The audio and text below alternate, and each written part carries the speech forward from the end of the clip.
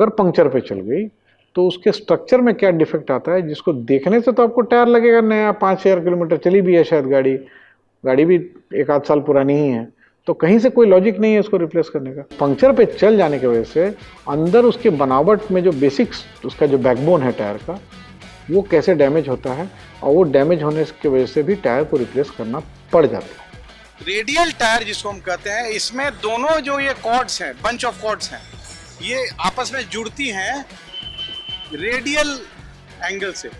मतलब ये सीधा नहीं, क्रॉस नहीं जुड़ती है, ये रेडियली जुड़ा जाता है। इससे आपको हाई स्पीड में फ्लेक्सिबिलिटी और हाई स्पीड में टायर का शेप जो है वो ज़्यादा से ज़्यादा ओरिजिनल बना रहता है और ज़्यादा से ज़्यादा रोड पे ग्रिप इसकी मिल पाती है। तो ये रेडियल टायर में ये ऐसे रेडियल कॉर्ड्स होते हैं इसके अंदर में, जो इस कॉर्नर वाली बंच को इस कॉर्नर वाले बंच से जाके अटैच करते हैं। तो इसमें रेडियल कॉर्ड्स होती हैं। अब अगर पंक्चर पे गाड़ी चल गई तो ये रेडियल कॉर्ड्स में से अंदर में से कुछ, जो कि टायर के लेयर के बीच में ये कॉर्ड्स होती हैं, कुछ में नायलॉन की होती है, कुछ में स्टील की भी होती है। तो ये पंक्चर के कंडीशन में अगर गाड़ी कुछ दूर चल जाती है तो उसकी काफ़ी संभावना होती है कि कॉर्ड्स अंदर ही अंदर टूट जाए।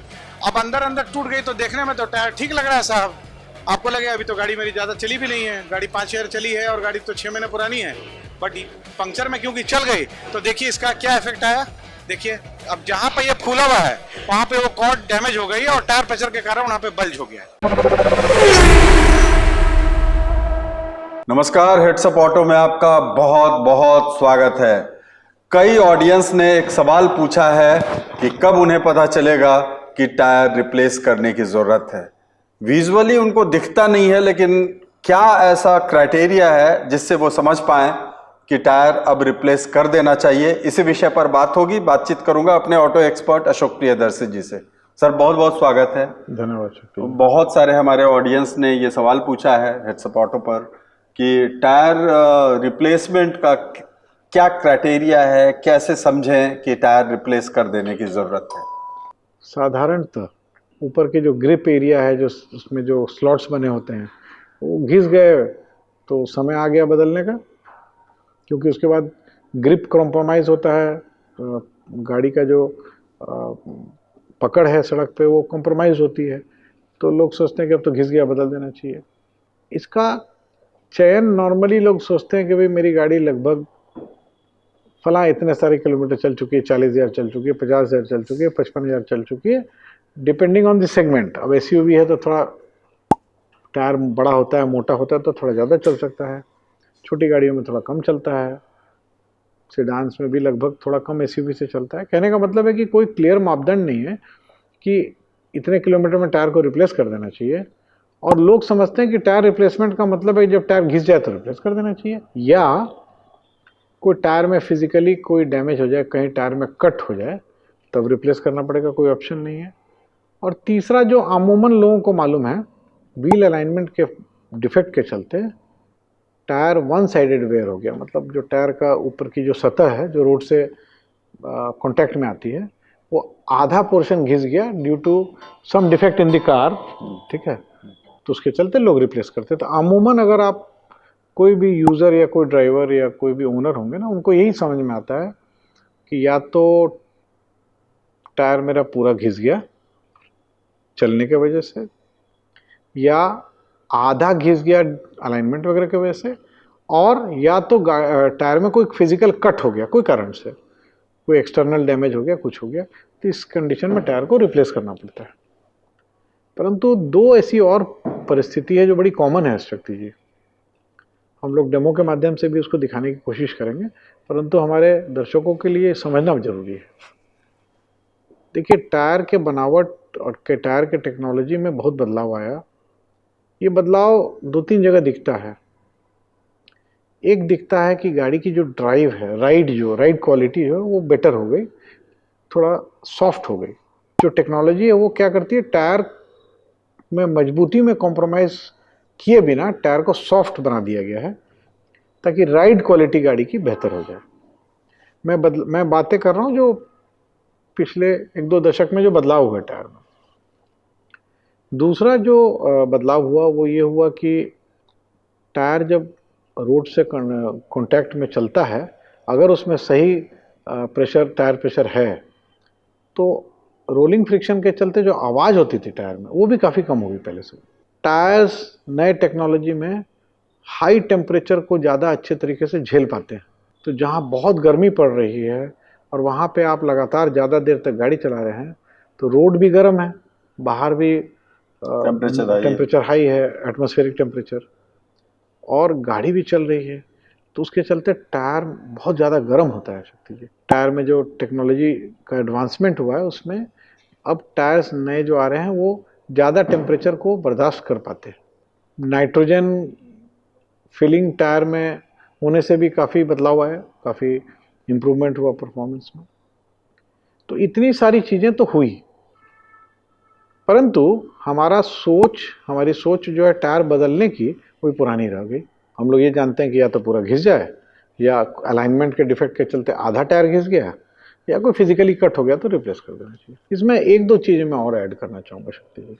पहला, हम लोग ने देखा गाड़ी चली बहुत कम है, 5 साल 6 साल की गाड़ी हो गई, मात्र 10-15 हज़ार किलोमीटर चली है, टायर देखने में एकदम नया लग रहा है, परंतु टायर ड्राई होने लगता है। अब उसको देसी भाषा में कहीं जाएंगे तो लोग कहते हैं टायर आपका सूख गया है। थ्योरेटिकली ऐसा कुछ नहीं होता है, परंतु टायर की सॉफ्टनेस जो है over a period of time, weathering effect कह लीजिए, टेम्परेचर इफेक्ट कह लीजिए, उसके चलते प्रैक्टिकली ये पाया गया है कि टायर आपका हार्ड होने लगता है। और हार्ड होता है ना शक्ति जी, तो जब न तब उसमें से हवा निकलने लगती है, हाई स्पीड में चलता है तो जल्दी जल्दी पंक्चर होने लगता है, ख़राब रोड में थोड़ी भी जाती है तो क्योंकि वो हार्ड हो गया तो उसमें सॉफ्टनेस थोड़ी कम हो जाती है, तो कटना छटना भी बढ़ जाता है। ये क्या चलते हुए गाड़ी में होगा, या गाड़ी अगर रखी हुई है नहीं चल रही है गाड़ी तो उसमें भी ड्राइनेस हो जाता है टायर में? देखिए, टायर का ड्राइनेस तो अल्टीमेटली टाइम से रिलेटेड है। जी।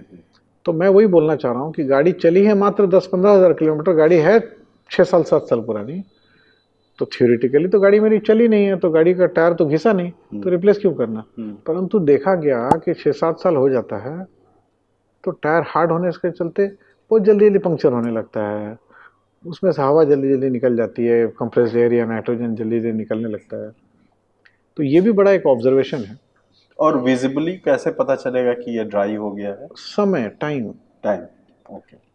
अल्टीमेटली हम लोग ने देखा है कि 6-7 साल होते हुए जहाँ पे गर्मियों में टेम्परेचर 40 डिग्री पार करता है या 40 के करीब रहता है, उसमें 5 से 7 साल के अंदर में गाड़ी कम भी चली हो ना तो टायर में ड्राइनेस आ जाता है शक्ति। ये प्रैक्टिकली अनुभव में बता रहा हूँ, इसका कोई मैट्रिक्स नहीं है, बट मैं अपने अनुभव से आपको बता रहा हूँ। तो 3 डिफेक्ट तो पहले बताया हमने, घिस गया, आधा घिस गया, कट हो गया।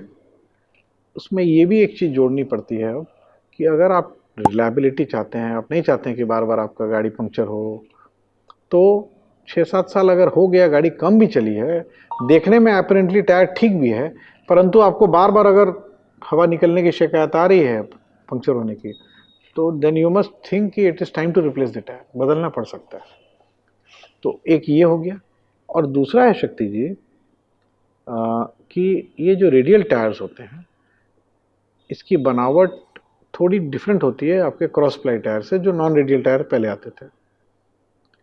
तो इसमें कई बार देखा गया कि कार जब पंक्चर हो जाती है तो ये रेडियल टायर्स में अगर गाड़ी बहुत ज़्यादा लोडेड नहीं हो, और ख़ासकर अगर पिछला कोई टायर अगर आपका पंक्चर हो गया, तो अगर ड्राइवर बहुत अनुभवी नहीं है तो उसको थोड़ी देर के बाद एहसास होता है कि हम पीछे वाला टायर पंक्चर है, क्योंकि आगे वाला टायर अगर पंक्चर होगा तो स्टीयरिंग फील में पता चल जाता है, परंतु पिछला टायर अगर पंक्चर हो गया और गाड़ी बहुत ज़्यादा लोडेड नहीं है और सड़क भी अच्छी है, तो कई बार देखा गया है कि कुछ किलोमीटर 2-4-5 किलोमीटर तक जो चालक हैं वो चला देते हैं जब तक उनको पता ही नहीं चल पाता कि टायर मेरा पंक्चर हो गया। तो ये रेडियल टायर्स और ये ट्यूबलेस टायर्स जो अब आ रहे हैं, इन सब टायर्स में अगर पंक्चर पे चल गया तो गाड़ी मात्र मान लीजिए 5-4 किलोमीटर चली है, 1 ही साल पुरानी है, तो अपरेंटली देखने में आपको कुछ भी प्रॉब्लम नज़र नहीं आएगी।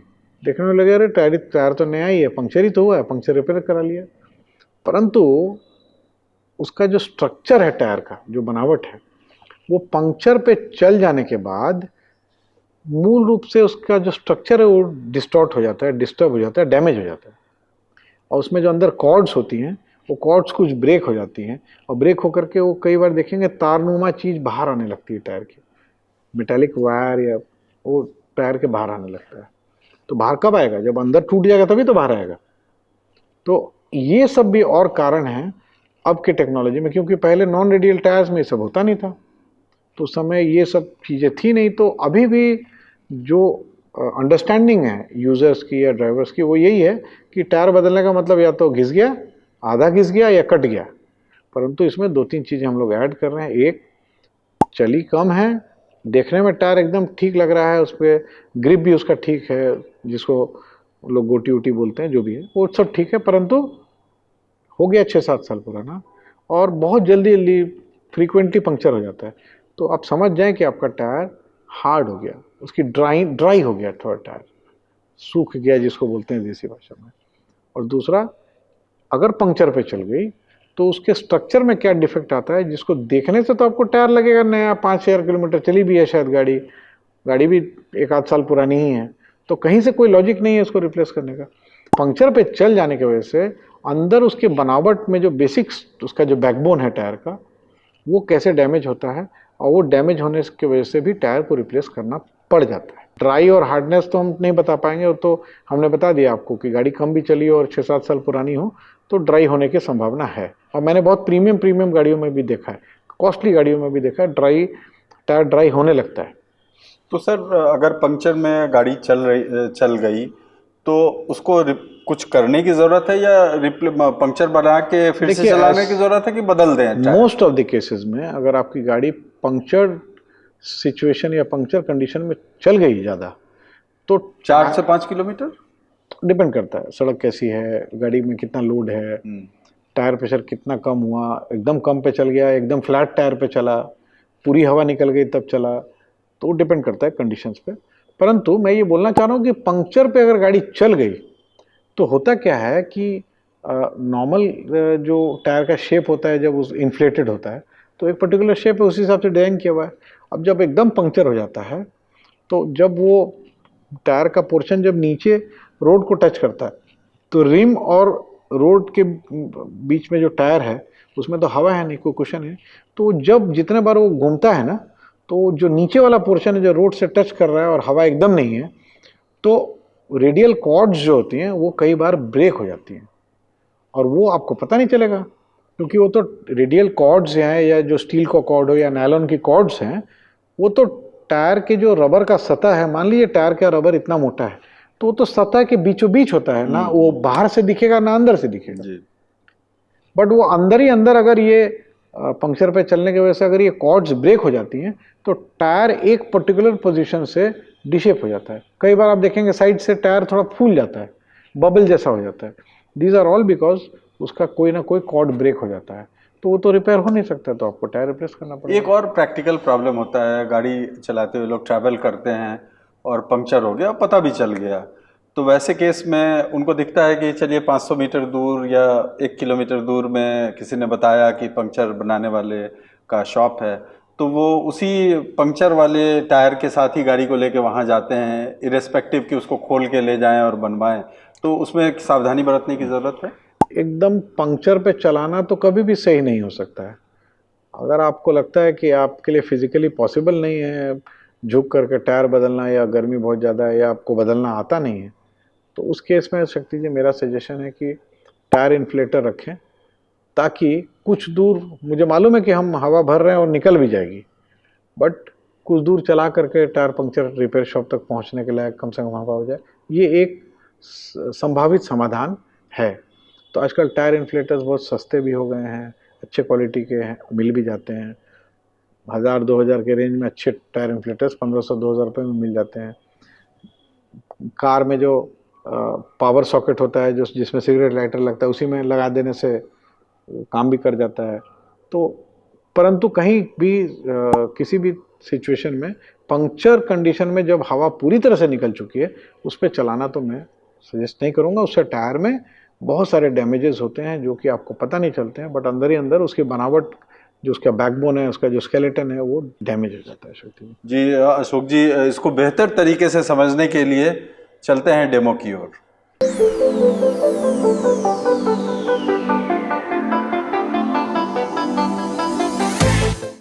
तो जैसा कि हेडसअप ऑटो पे हम हमेशा एक सटीक तरीके से और एक सटीक डेमो के द्वारा चीज़ों को समझाने की कोशिश करते हैं, उसी क्रम में टायर के बारे में जो हम लोग ने आपको बताया अभी कि टायर जो है वो देखने में ठीक हो सकता है, बट उसमें जो इंटरनल स्ट्रक्चरल डैमेज है उसको कैसे पकड़ा जाता है और वो भी एक कारण बनता है टायर रिप्लेसमेंट का। इसको अभी हम दिखाते हैं। देखिए शक्ति जी, ये टायर है जिसमें लगभग जो ग्रिप होना चाहिए वो ठीक है। तो देखिए ये वाला सरफेस एकदम स्मूथ लग रहा है, कोई ऑन्डुलेशन नहीं है। तो अभी हमने आपको दिखाया कि टायर के ट्रेड ठीक है, जिसको हम लोग गोटी कहते हैं, ट्रेड ठीक है, और उसको नीचे जहां पे वो रोड पर या रोड पे जिस पोर्शन को टच करना है वो पोर्शन में कोई ऑन्डुलेशन या कोई डिफॉर्मिटी नहीं है। अब हम इसी गाड़ी का दूसरा टायर दिखा रहे हैं। इसमें देखिए इनफैक्ट इसकी जो ट्रेड है या गोटी जिसको कहते हैं, ये उस टायर से थोड़े और बेहतर कंडीशन में दिख रहा है। अब हम इस टायर को भी यहाँ रोटेट करते हैं और देखिए इसके रोटेशन का जो असर टायर जहाँ पे आपका रोड पे टच करता है वहां पे किस तरह का डिस्टॉर्शन इसमें आपको दिखता है, ये आप देखिए शक्ति जी। देखिए कैमरा में साफ दिख रहा होगा कि ये डिस्टॉर्शन जो है टायर के लोअर पोर्शन में देखिए, ये देखिए, ये देख रहे हैं, ये एक जगह फूला हुआ दिख रहा है जी। तो ये फूला हुआ क्यों है? क्योंकि इसके अंदर में क्या होता है शक्ति जी, टायर की जो संरचना होती है या टायर जो बनाने की टेक्नोलॉजी है वो ये होती है कि आप ऐसे, मैं आपको सिखाता हूँ, ये यहाँ पे जहाँ पे रिम में ये टायर टच कर रहा है यहाँ पे एक कॉर्ड होता है और उसी तरह से इधर में भी एक कॉर्ड होता है। रेडियल टायर जिसको हम कहते हैं, इसमें दोनों जो ये कॉर्ड्स हैं, बंच ऑफ कॉर्ड्स हैं, ये आपस में जुड़ती हैं रेडियल एंगल से। मतलब ये सीधा नहीं, क्रॉस नहीं जुड़ती है, ये रेडियली जुड़ा जाता है। इससे आपको हाई स्पीड में फ्लेक्सिबिलिटी और हाई स्पीड में टायर का शेप जो है वो ज़्यादा से ज़्यादा ओरिजिनल बना रहता है और ज़्यादा से ज़्यादा रोड पे ग्रिप इसकी मिल पाती है। तो ये रेडियल टायर में ये ऐसे रेडियल कॉर्ड्स होते हैं इसके अंदर में, जो इस कॉर्नर वाली बंच को इस कॉर्नर वाले बंच से जाके अटैच करते हैं। तो इसमें रेडियल कॉर्ड्स होती हैं। अब अगर पंक्चर पे गाड़ी चल गई तो ये रेडियल कॉर्ड्स में से अंदर में से कुछ जो कि टायर के लेयर के बीच में ये कॉर्ड्स होती हैं, कुछ में नायलॉन की होती है, कुछ में स्टील की भी होती है। तो ये पंक्चर के कंडीशन में अगर गाड़ी कुछ दूर चल जाती है तो उसकी काफ़ी संभावना होती है कि कॉर्ड्स अंदर ही अंदर टूट जाए।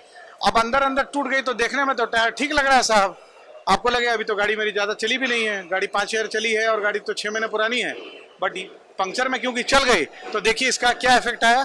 देखिए अब जहाँ पे ये फूला हुआ है वहाँ पे वो कॉर्ड डैमेज हो गई और टायर प्रेशर के कारण वहाँ पे बल्ज हो गया है। बिल्कुल देख रहे हैं, देखिए तो ये यहाँ हाथ में टच कर रहा है, ठीक है, खास पोर्शन करेक्ट। तो इसके चलते भी आपको टायर रिप्लेस करना पड़ता है। बहुत बहुत धन्यवाद अशोक जी। और मुझे उम्मीद है कि हमारे वो तमाम दर्शक जिन्होंने ये सवाल पूछा था टायर से संबंधित, उनको उनका जवाब मिल गया होगा। हेडसअप ऑटो को अगर अब तक आपने सब्सक्राइब नहीं किया है तो ज़रूर से सब्सक्राइब कर लें, कमेंट ज़रूर करें, जिस टॉपिक पे आप कंटेंट बनवाना चाहते हैं ज़रूर से लिखें हमें, और हमारे फेसबुक और इंस्टाग्राम को भी फॉलो करें।